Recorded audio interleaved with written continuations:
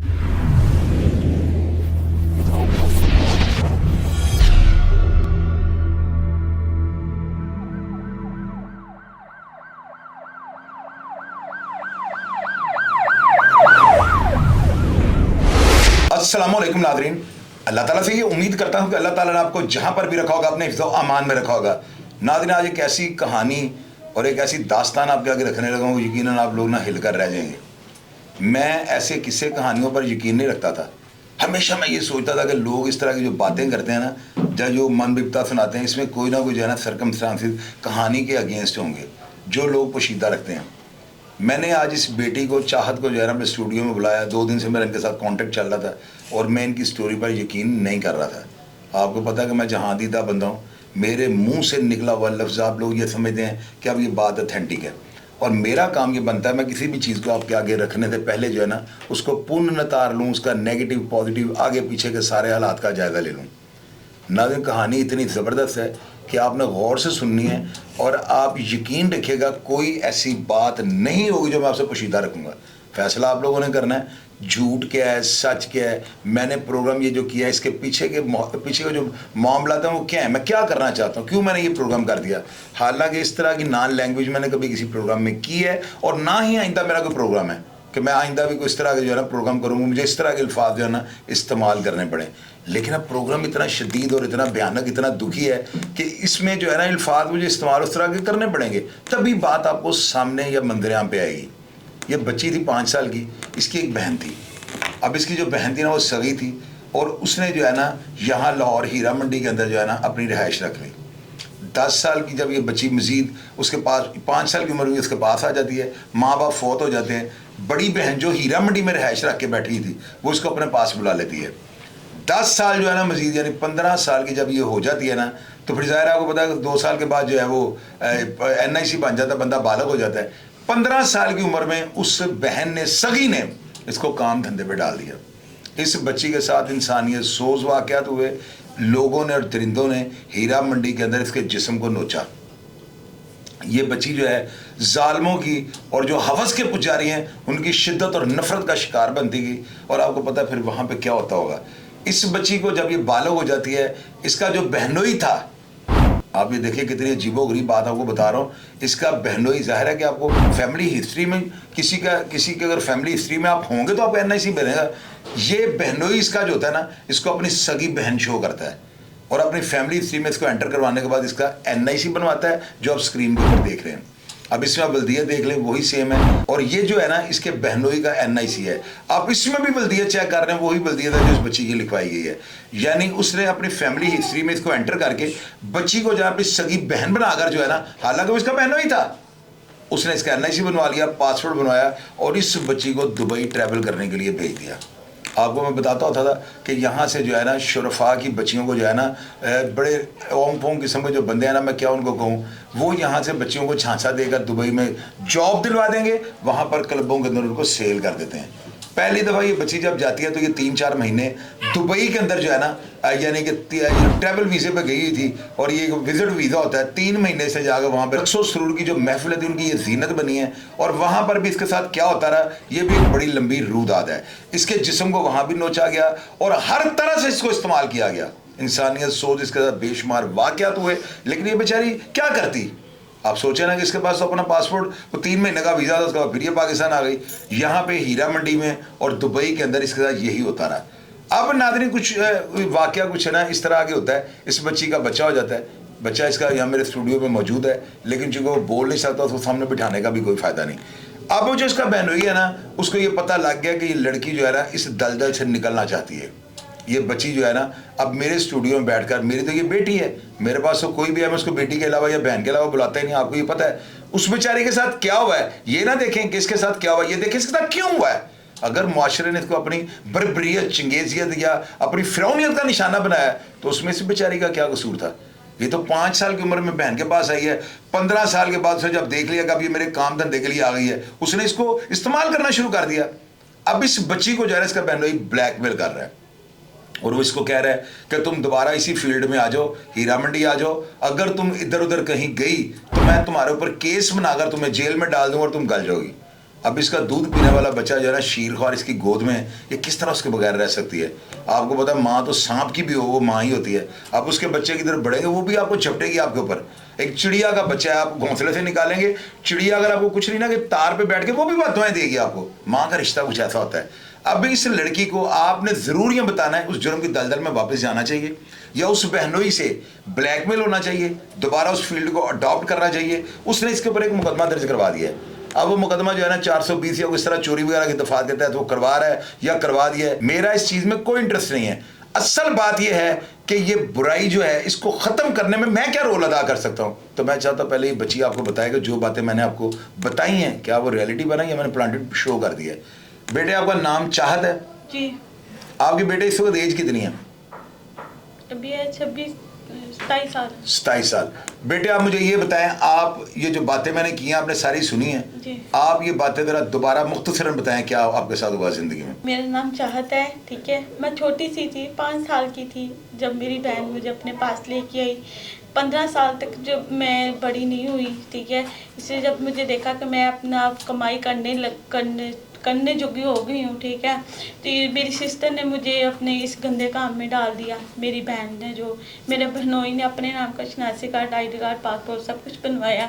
बेटे मुझे आप यहाँ पे ये बताओ, आप यानी कि 5 साल की थी तो बहन के पास आ गई, वो आपको अपने पास ले आई, उसने 14-15 साल तक जो है ना आपको पाला, खिलाया पिलाया।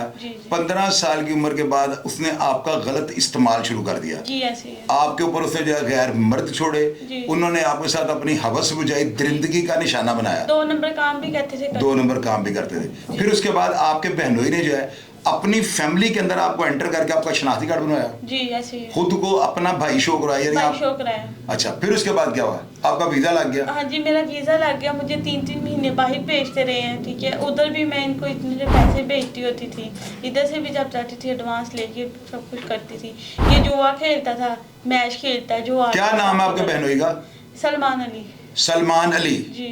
ये तस्वीर जो स्क्रीन पे चल रही है सलमान की है? जी बिल्कुल, ये सलमान अली है। अच्छा, फिर इसने मुझे बोलता था जाओ जाओ, मैंने कहा मुझे ये काम नहीं करना, मुझे ये काम अच्छा यानी आप ये फील्ड छोड़नी चाहती थी? जी, मैं ये गंदगी की। जी। ये जो बेबी आया हुआ है दफ्तर में, ये आपका बेटा है? हाँ जी, ये मेरा बेटा है। ये किस खामद में से है? वो खामद जिंदा है आपका? नहीं, वो भी मैं बाहर जाती थी तो उधर से ही ऐसे हो गया। कोई शादी की थी या बच्चा? नहीं, शादी नहीं की थी, वैसे ही बस उसके साथ मतलब बाहर गई थी। और आपको ये निशानी मिल गई? जी ऐसे ही हो। तो है तो उसकी आप माँ ही कहलाएंगे ना बेटे? जी, मेरा बेटा ही है। अच्छा, अब आपको वो क्या कह रहे हैं कि दोबारा इस फील्ड में हो? जी, वो मुझे कहते हैं इस फील्ड में जाओ। मुझे अभी 1.25 महीना ना, 1 हफ्ता भी नहीं हुआ था, 4 दिन हुए थे, तो मुझे बोले थे कि जाओ अपना पासपोर्ट मतलब दो मुझे, मैंने बाहर का करवाना है। तो मैंने कहा नहीं, मैं अभी नहीं जा सकती, मेरे जख्म कच्चे हैं, मैं उधर ये काम नहीं कर सकती अभी। बेटे आप मुझे ये बताओ, ये बच्चा जब आपने दुनिया पे आने लगा था तो आपको जाहिर है कि पता तो लग ही जाता है कि माँ बनने वाली में, तो आपने इसका क्यों नहीं करवा दिया था? मुझे नहीं पता था, ये मुझे बाहर भेजा इन्होंने। पता भी जब मैं बाहर थी, मतलब इधर थी ना, तो मुझे वो जो लेडीज मसला होता वो नहीं हो रहा था। मैंने इनको बोला भी था, इन्होंने मुझे इतनी इतनी दवाइयाँ लेके दी, ठीक है। अच्छा बेटा मुझे ये बताओ, ये आपको श्योर है कि ये किसका बेटा है? आपको इस चीज़ का अंदाजा है कि ये किस मर्द का बेटा है? वो है था एक, वो बाहर ही किसी के साथ गई थी तो उधर ही बस है। यानी आपको ये अंदाजा नहीं है कि किसका बेटा होगा? नहीं। अच्छा, आप मुझे ये बताएं, अब आपको वो क्या कह रहा है आपका बहन होगी दोबारा वही काम करो? वो मुझे कह रहा था कि मुझे मारता था, मुझे कहता था कि बाहर जाओ। मैंने कहा मैंने अभी नहीं जाना, मेरा बेटा छोटा सा है, अभी दूध पीता है, ठीक है। उसके बाद फिर मुझे कहता था जाओ 2 नंबर काम करो जाकर। अच्छा, मैंने 2 नंबर काम भी नहीं करना था, जो मैंने ये काम नहीं कभी किया। तो मुझे बोला था ठीक है तुम बाहर नहीं जा सकती हो तो इधर तो 2 नंबर काम करो ना। नहीं तो आपकी बहन इस चीज़ में मज़ामत नहीं करती? वो भी बस कहती है ठीक है जाओ, मैं क्या करूं। मैं तुम्हारी बेटे की जिम्मेदारी तो नहीं उठा सकती। बेटे कितनी देर आप हीरा मंडी में अपनी बहन के पास रही? 10 साल? हाँ जी, काफी टाइम। तो आपका बहनोई जो है, जो आपका भाई बना हुआ है, उसको ये शर्म नहीं आती कि उधर शनाख्ती कार्ड में आपको अपनी बहन बनाया हुआ है और उधर से आपको कहता है काम धंधे पे जाओ? पहले आपके साथ इतनी बड़ी थी आती, बेटे कल को ये बच्चा जब बड़ा हो गया इसके शनाख्ती कार्ड में नाम किस वालद का लिखा होगी? मुझे आप ये भी बताओ ना, आपने भी तो जुल्म किया है ना, आपका काम ही नहीं बनता था। अगर आपसे गलती हो गई है तो इसका हो सकता था 100 तरीके थे, आपने बच्चे को जन्म क्यों दिया? मुझे खुद नहीं पता था, ये पेट में था तब इन्होंने मेरा बाहर का करवा दिया था, मुझे बाहर भेज दिया था। जब मैं उधर से आई हूँ तब मुझे ये मतलब मैंने चेकअप करवाया यहाँ से, तो मुझे मतलब क्यों नहीं हो रहा ऐसे, तो बाद में फिर पता चला कि मुझे। नादरीन, आप ये देखें, ये बात सुनने के बाद आप लोग ज़रूर बिस्तर में बैठ के ये सोचेंगे कि ये कहानी सच्ची है या झूठी है। ला इलाहा इल्लल्लाह मुहम्मद रसूलुल्लाह। मैंने आज तक अपने स्टूडियो में आने वाली हर बच्ची को ये कहा कि बेटे ऐसे अल्फाज में बोलना, लेकिन आज जो है ना मेरा दिल कांप गया और मैं हैरत में मुबतला हो गया। मेरे रोंगटे जो है ना खुदा की कसम फिज़िकली तौर पे खड़े हो गए हैं कि दुनिया में ऐसे भी होता है कि देखिए उन्होंने अपनी पेट की हवस के लिए, अपनी जो है ना 2 नंबरी के लिए उन्होंने इस बच्ची के साथ क्या खिलवाड़ किया है। इसको भी कर दिया, बच्चा भी इसकी गोद में है। अभी थोड़ी देर पहले ये स्टूडियो बच्चा रो रहा था, तो ये इन्होंने कहा कि मैं दूध पिलाते बच्चा चुप कर दिया, तो मैंने दरवाज़ा बंद करवा दिया स्टूडियो का ना। तो मेरे दिल में यही था कि ये बच्ची जो है, ये तो मुझे जब मैंने स्टूडियो में कैमरे ऑन हो गए हैं, ऑन एयर पूछा, मैंने तो पहले ये सवाल ही नहीं किया था। मेरे दिल में तो यही बात थी कि ये जो है ना बच्चा, इसका वालिद भी क्यों होगा, लेकिन उस बच्ची को ये भी नहीं पता उसका वालिद कौन है। लेकिन अगर इंसानियत इस तरह के वाक़यात भी जो है ना करना शुरू हो जाएगी, तो यकीन कीजिएगा ऐसी इंसानियत तो दुनिया में आने से लोग जो है ना, ये बड़ा लोग इस चीज़ को बड़ी कबाहत महसूस करेंगे। मैं कहता हूँ कि ये अमल, तौबा मेरी अस्तगफार, आप 1 सेकंड के लिए ये सोचें, अगर ये बात इसी तरह है और जेन्युइन है, तो क्या दुनिया की क़यामत दुनिया पे नहीं आने वाली? मुझे आप लोग बताइएगा कि ये तो क़यामत की निशानी है, नहीं तो और क्या है कि एक बच्चा जो है उसकी वल्दियत का भी नहीं पता, और देखें उसको जन्म देना जो है तो बच्चे की मजबूरी बन गई, और उसके बाद क्या है वो को जारी, बजाय इसके को अल्लाह ताला से माफ़ी मांगे और अल्लाह ताला से इस गुनाह की जिसको इन्होंने पैदा कर लिया, जिसमें जान डाल दी है, तो क्या इन लोगों को अपना किबड़ा दुरुस्त नहीं करना चाहिए? ये लोग मौत को भी भूल चुके हुए हैं, पता नहीं शैतान फिजिकली तौर पे इन लोगों के अंदर है।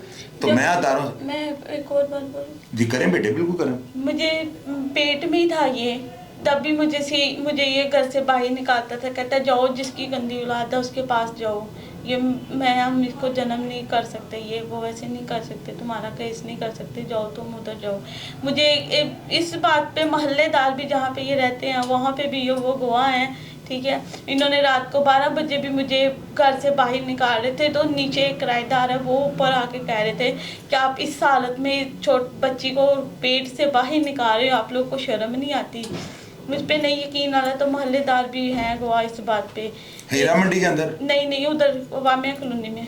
अच्छा, इस वक्त आप मामिया कॉलोनी में रह रही हैं? जी, वामिया कॉलोनी वो रहते हैं। ये तिरिंदा भी वहीं पे रह रहा है जो आपका भाई बना? ये वही रहते हैं। अब नाज़रीन, मेरी जो है ना चीफ मिनिस्टर मरीम नवाज साहबा से जो है ना एक रिक्वेस्ट है कि इस केस को जो है ना फौरी तौर पर जो है इसमें इंक्वायरी का ऑर्डर फरमाएं, और इस केस को कहाँ से पुट अप किया जाएगा, इस बच्ची का और इसके बहनोई का DNA करवाया जाए।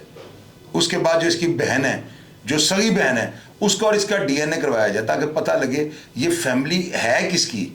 इसके बहनोई ने अगर इसको बहन यानी कि साबित किया है, शनाख्ती कार्ड बनवाया है, तो क्या वजह थी उसके पीछे, तो सारी स्टोरी खुल जाएगी। तो नाज़रीन, मुझे आप ये बताइएगा कि अगर आज के हुक्मरानों ने या अदारों के सरबराहान ने इस केस को जब मंतकी अंजाम पे ना पहुंचाया, इस बच्ची को जो है इसको इंसाफ ना दिया, अब ये मासूमियत में लुट बैठी है, वो कुछ करवा बैठी है जिसकी वजह से क़यामत की निशानी मुझे नजर आना शुरू हो गई है। तो क्या इस बच्ची को इंसाफ नहीं मिलना चाहिए?